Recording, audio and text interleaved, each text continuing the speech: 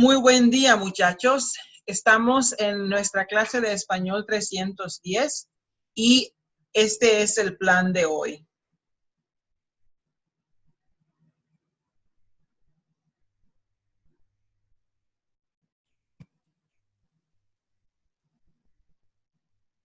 En primer lugar, tenemos nuestra parte de integración de fe y quiero compartir con ustedes el Salmo 121.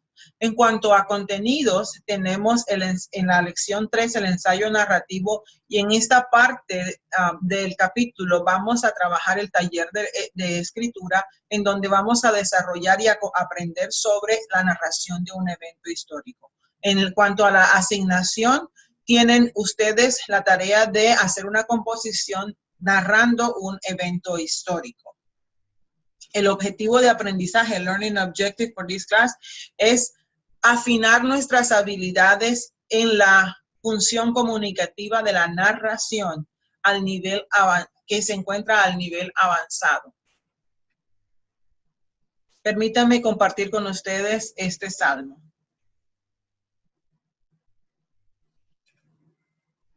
Dediquémosle esta clase al Señor con la lectura de este salmo. Salmo 121. Alzaré mis ojos a los montes. ¿De dónde vendrá mi socorro? Mi socorro viene de Jehová, que hizo los cielos y la tierra. No dará el pie al resbaladero, ni se dormirá el que te guarda. He aquí, no se adormecerá ni dormirá el que guarda a Israel. Jehová es tu guardador, Jehová es tu sombra a tu mano derecha. El sol no te fatigará de día, ni la luna de noche. Jehová te guardará de todo mal. Él guardará tu alma. Jehová guardará tu salida y tu entrada, desde ahora y para siempre. El Señor nos siga bendiciendo a través de su palabra.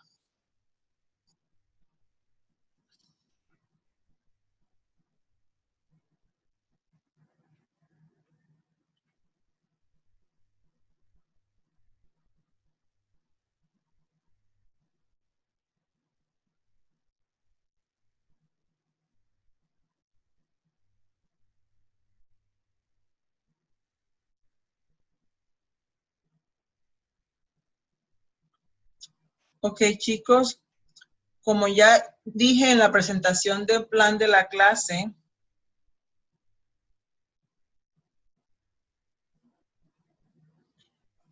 tenemos para hoy la narración de un evento histórico. La narración de un evento histórico comparte ciertas características especiales, esenciales, con otros tipos de narración. En primer lugar, se presenta una serie de hechos y se describe lo más vívidamente posible a los personajes y a los ambientes involucrados. Tengan en cuenta que esto es lo que ustedes van a hacer, presentar una serie de hechos que corresponden a un evento histórico, describiendo lo más vívidamente los personajes y los ambientes involucrados. También tengan en cuenta que, al igual que el relato periodístico, se refuerza la narración de un evento histórico, se refuerza por brindar una versión objetiva e imparcial de lo sucedido.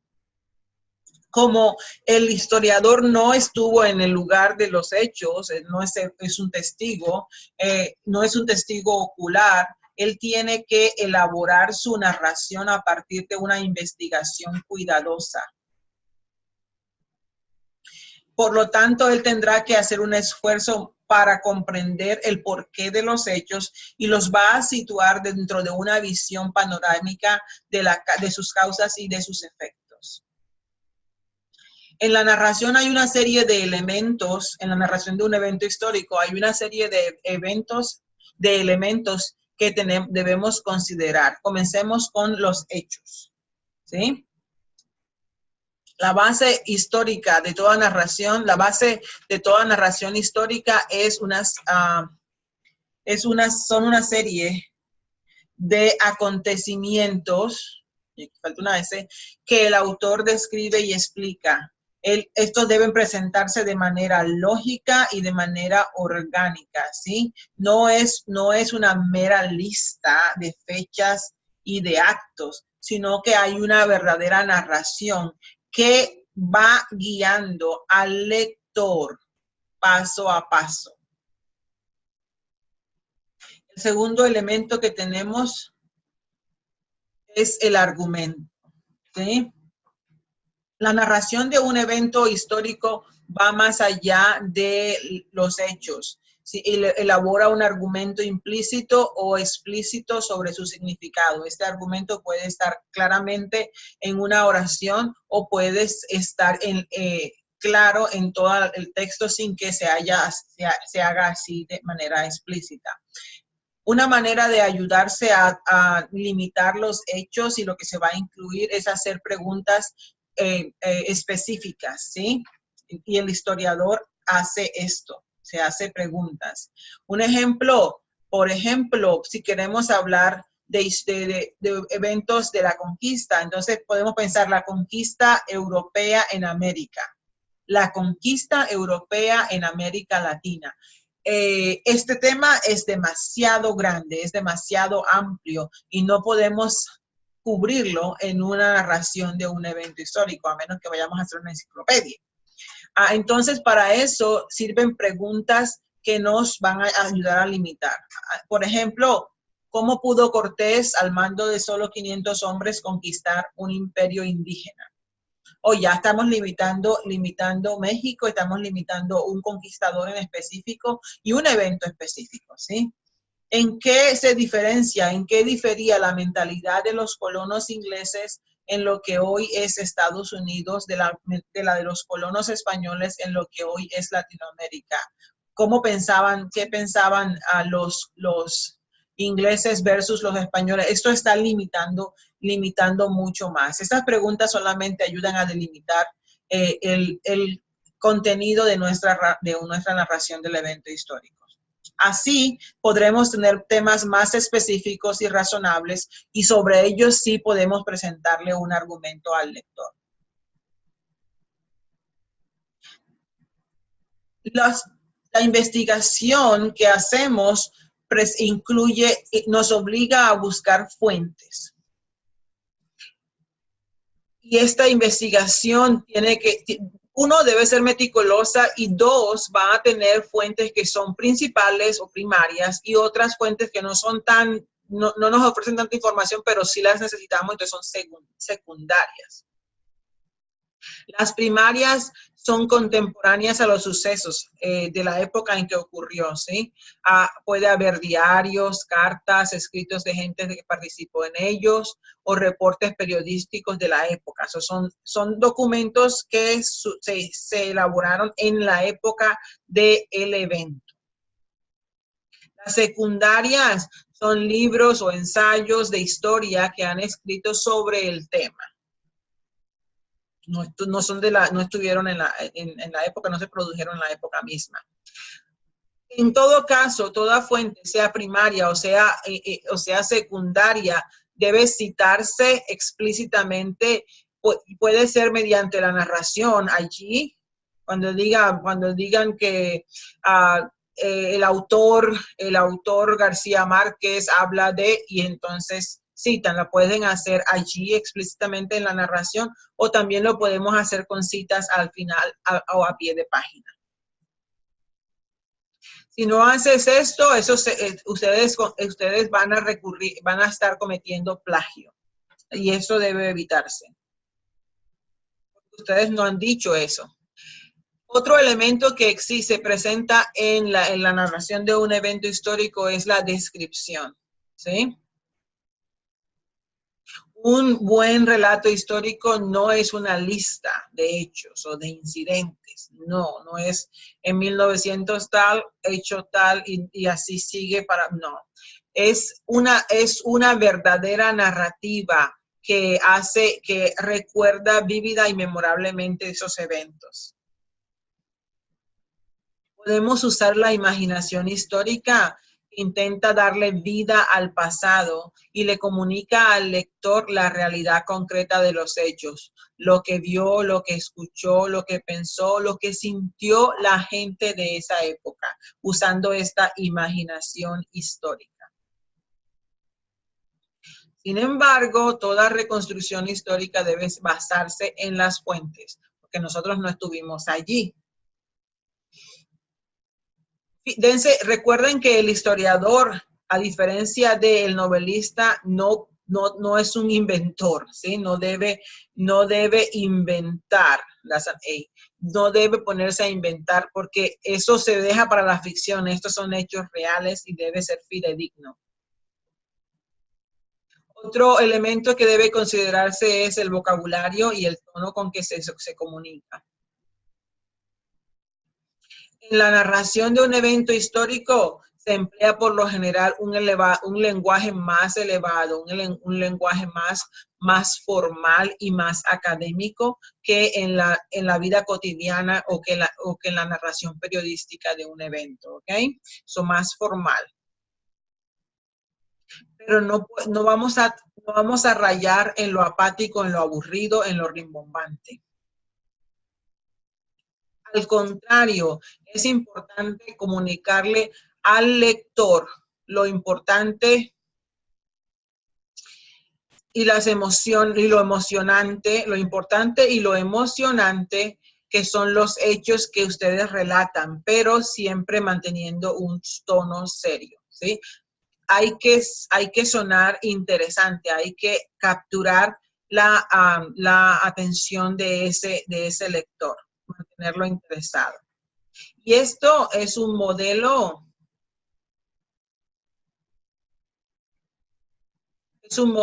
de narración de una narración de un evento histórico. Leamos. Estoy aquí. La llave del cielo, Galileo y el telescopio.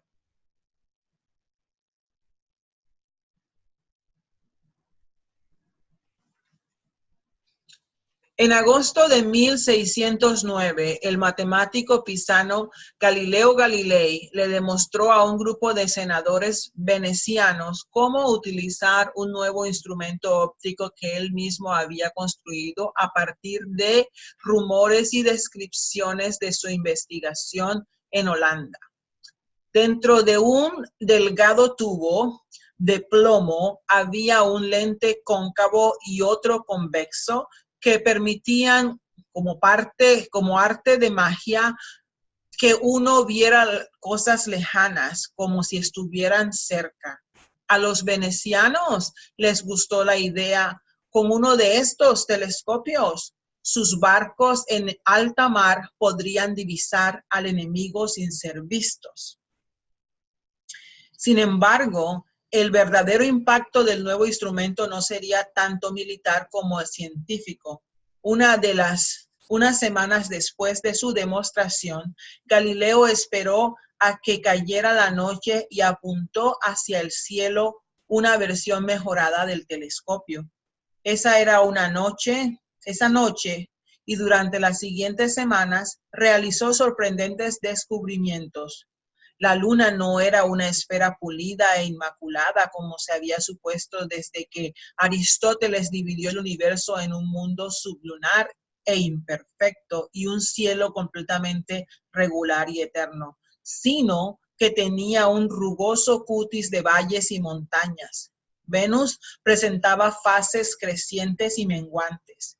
Pero lo más asombroso era que Júpiter tenía sus propios satélites, algo que contradecía algunas antiguas teorías astronómicas y parecía favorecer la hipótesis heliocéntrica de Copérnico.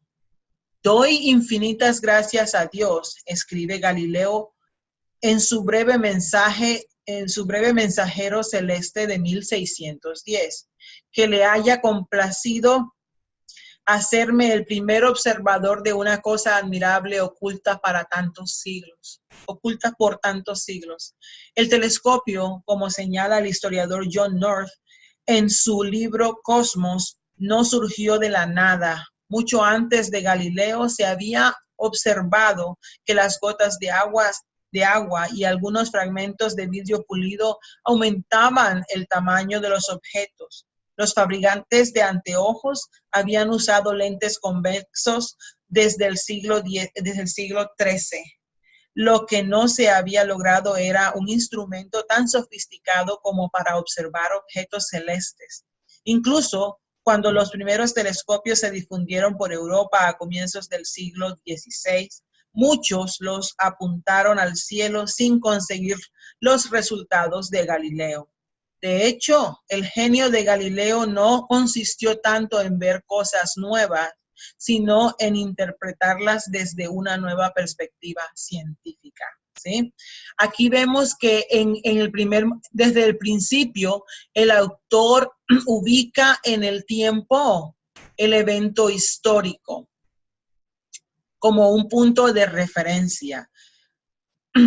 Hay una transición entonces entre el primer y el segundo párrafo en donde habla del impacto y las consecuencias del evento. Las citas primarias, las de la misma época, cuando Galileo dice esto, el autor aquí está citando cita primaria, y luego cuando cita a John North, está citando, tiene allí fuentes secundarias, ¿sí? Luego, a medida que continúa la narración, tendrá el ángulo desde el cual narra el suceso, desde qué perspectiva se narra el suceso. Es un episodio en la historia de la astronomía, es un episodio en la historia del telescopio, es un episodio de la vida de Galileo, o es un episodio sobre la revolución científica. Y él opta por explicar el punto de vista que ha escogido. Interesante, ¿verdad? Todos los hechos que vemos narrados aquí y la descripción que incluye hacen que la atención del lector se mantenga y piensan en el lector y lo que debe comunicársele al lector. Sigamos. Ustedes, chicos, van a elaborar su composición y este es el tema.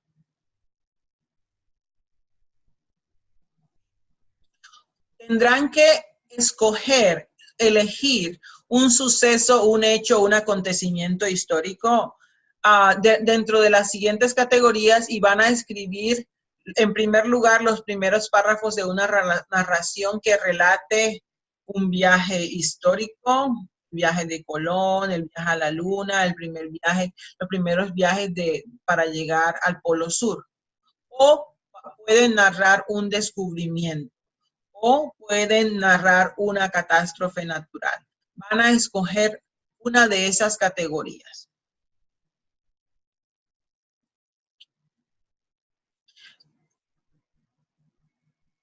La narración de ese evento histórico requiere más preparación y más investigación que los otros tipos de narración.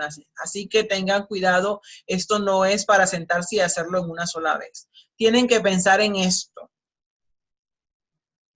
¿Cuál es el tema? ¿Sí? Más allá del evento histórico que ustedes quieren escribir, tienen que hacerse preguntas específicas y qué posibles argumentos van a elaborar. Pueden estar pensando en un evento histórico, pero ¿desde qué punto cómo lo van a delimitar? Háganse preguntas para delimitar ese evento histórico e incluyan las preguntas que se hicieron en la composición. También tienen que plantearse desde qué punto de vista, desde qué ángulo y perspectiva quieren abordar el tema de su narración. Tienen que ser coherentes y esa narración tiene que estar bien enfocada. Por ejemplo, si queremos hablar de los viajes espaciales, pues no van a pensar en todos. Pueden pensar en el primer viaje a la Luna o pueden Pueden pensar en la experiencia del astronauta o de un astronauta en particular. Es probable que no descubras tu tema o argumento específico, sino hasta después de haber avanzado mucho en la investigación. Pero es importante que esta búsqueda se haga desde el principio. Por favor, piensen en las fuentes primarias y las fuentes secundarias que van a emplear y la calidad de las fuentes, ¿ok? Nada de Wikipedia. No, señor. Tienen que buscar fuentes serias. Si no hay buenas fuentes, el lector no tiene ningún motivo para creer en su relato. Recuerden eso. El Internet es un buen sitio para investigar para investigar el tema, pero allí no para. Busquen libros, artículos, y de esos también los hay, ya están en Internet, pero libros, no fuentes que no tengan validez. Hagan una evaluación de las fuentes que ustedes van a usar. Recuerden que el narrador, el lector va a juzgar su narración, porque tienen que saber si sus fuentes son dignas de confianza y qué evidencia les presentan. Cuando lean las fuentes primarias y las fuentes secundarias, tomen nota con cuidado de las oraciones que quieran usar. O sea, vayan leyendo y vayan escogiendo las oraciones que quieran usar. Porque en cada artículo, en cada libro que lean, de allí van a marcar el material que necesitan. La lectura es una lectura investigativa y una lectura atenta de selección. Pueden hacer sus fichas bibliográficas o pueden crear un documento en la computadora. De otra forma, al escribir, ya habrá ideas que quieras poner y las tendrás allí. Si no te acuerdas, si tienes ideas que no puedes recordar, por lo menos ya las tienes en tu documento. Y eso si no las escribes, esta idea de este libro, si no las escribes, pero te acuerdas y la pones como si fueras tú el que está comunicando esa idea, ahí incurres en plagio. Así que hay que evitar esto. Veamos cómo organizar las ideas que van a presentar, ¿sí? Chicos, incluyan el tema, piensen en el tema, háganse las preguntas que hay que responder y las fuentes. Estos 3 elementos deben estar en la composición. Quiero ver el tema, las preguntas que se van a responder y luego las fuentes, las primarias y las secundarias, se escribe fuentes bibliográficas en what you guys call bibliography. Empiecen a escribir su borrador. Hagan la lista de los hechos más importantes que ustedes quieren presentar, de manera que ninguno se les quede por fuera. No te dejes presionar por el orden cronológico, hagan una buena selección, ¿sí? La narrativa histórica puede emplear flashbacks. Esta palabra no está en español, así que se usa la del inglés. Empezando por un episodio sorprendente para capturar la atención del lector, ¿sí? De toda esa narración, busquen lo más impactante y comiencen con eso. Y luego sí van trazando el curso de los hechos hasta que llegue al momento. La historia no es una rígida cadena de hechos, sino que es una vasta red de sucesos interconectados. Y ustedes pueden jugar con cómo quieren articular su narración de su evento histórico. ¿Estamos en el borrador? Presten atención a las frases y conjunciones que emplean al pasar de un párrafo al otro, ¿sí? De una narración a otra. Ocúpense con cuidado de las transiciones, ¿sí? Si todas son puramente temporales, como después, porque primero ocurrió un hecho y después el otro y después el otro y después el otro y ustedes no saben si no usar después. Aquí se va a caer en una lista de eventos, se va a caer en la repetición cacofónica de los mismos términos, se oye mal y no es una narrativa histórica. Tienen que hacer una transición lógica. ¿sí? Debido a esto, el resultado de esta decisión fue, estas son las causas y luego sucedió. Sí pueden, pero varíen y encuentren relaciones de causa, relaciones de efecto y utilicen las conjunciones que los ayuden a demostrar ese tipo de relación. Cuando vayan a escribir la versión final, asegúrense de leer ese borrador y que asegúrense de que hayan incluido toda la información que necesitan y que las fuentes primarias y secundarias están bien fundamentadas, bien citadas, y asegúrense de que no hayan inventado nada, ¿sí? O que no hayan omitido algún detalle. O que has dado por sentado algo que es algo cierto solo porque tú lo leíste en alguna parte. Tengan cuidado con eso. Revisen su narración, asegúrense de no haber cometido ningún plagio y si empleaste las ideas u observaciones de otros autores, nunca se les olvide, nunca dejen de mencionarlo, de darle crédito, porque esas no son sus palabras, sino las palabras de otra persona.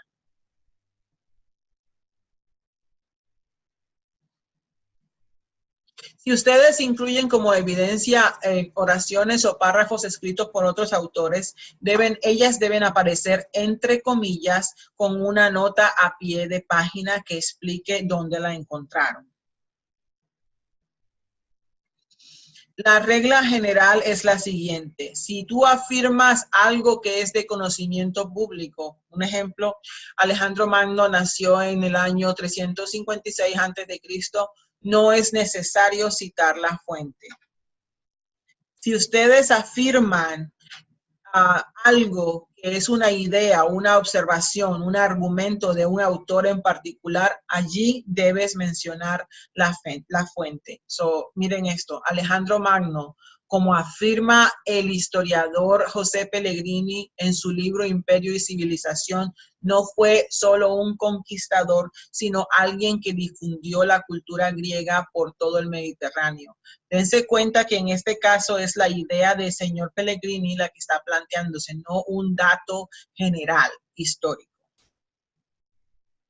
Cuando ya se hayan asegurado de que la narración está bien fundamentada y de que no hay plagio, léanla de corrido y en voz alta para ver si fluye y la estructura orgánica de un buen relato. ¿Sí? La historia no debe perderse en una multitud de detalles desconectados ni dar grandes saltos ilógicos que dejen perplejo al lector. No puedes, si vas a seguir cronológicamente los hechos, no es una lista recargada, ¿ok? Sino es tu narración. Tú estás contando y qué elementos les pones a esa narración.